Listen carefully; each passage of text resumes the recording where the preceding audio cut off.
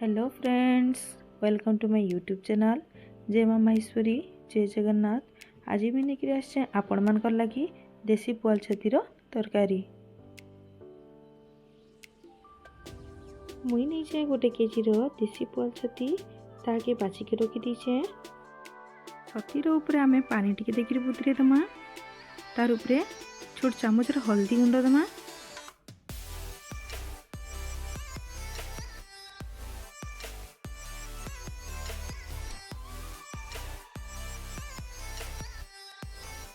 छती फ्राए लगी मुझे 2 चमच तेल नहीं दीचे। आपण मैंने भी देखी पारे। एबे हमें छती के पकामा। तार ऊपर मुई छोट चामच लुण दे दूचे। लुण देला परे पानी बाहरी पड़वा। छती फ्राएटा आमे पानी सब मरी सारला परे बंद करमा।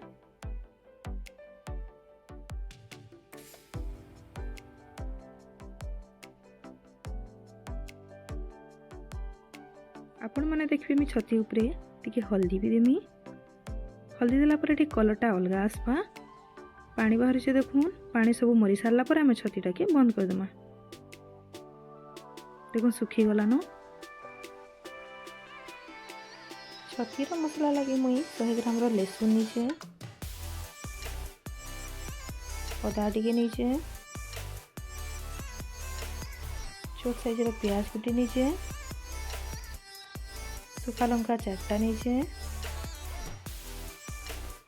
और तरकारी परिमाण हिसाब में जीरा टिके भी नीचे।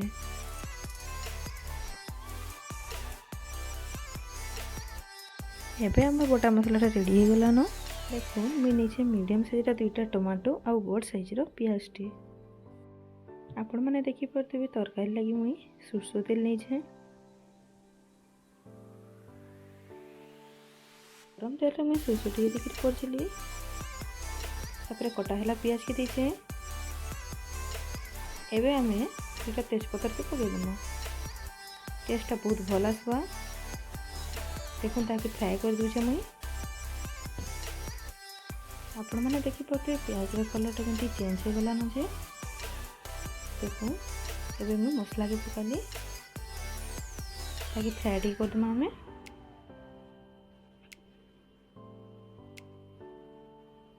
तरकारी परिमाण हिसाब से 1.5 चमच लुण नीचे, 1 चमच हल्दी गुंड नीचे और 1 चमच लंका गुंड नीचे ताकि भलसे फ्राए कर देली मुई। देखुन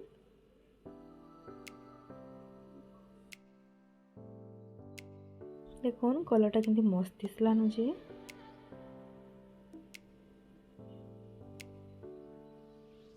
एबे आमे टमाटो के पकामा। मसला के हमें 10 ରୁ 15 मिनट तक कसमा।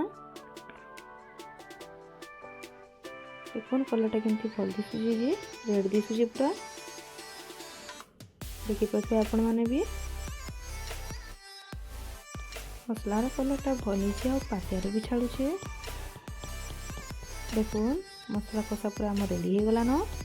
एबे आमे फ्राए छती के मसला रे पकामा।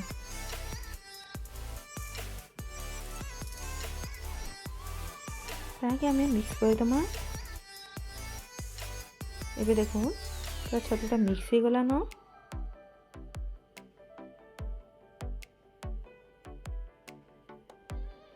तापर आमे 1 ग्लास पानी पकामा। छती ऊपर में 1 चमच गरम मसला नीचे। वीडियोटा नहीं पड़ला फ्रेंड्स माने सॉरी।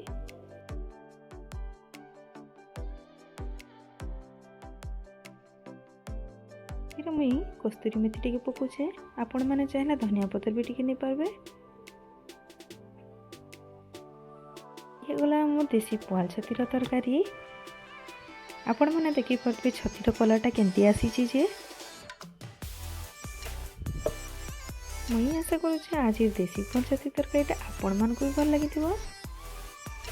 केंती लागला जे कमेंट जणाबे।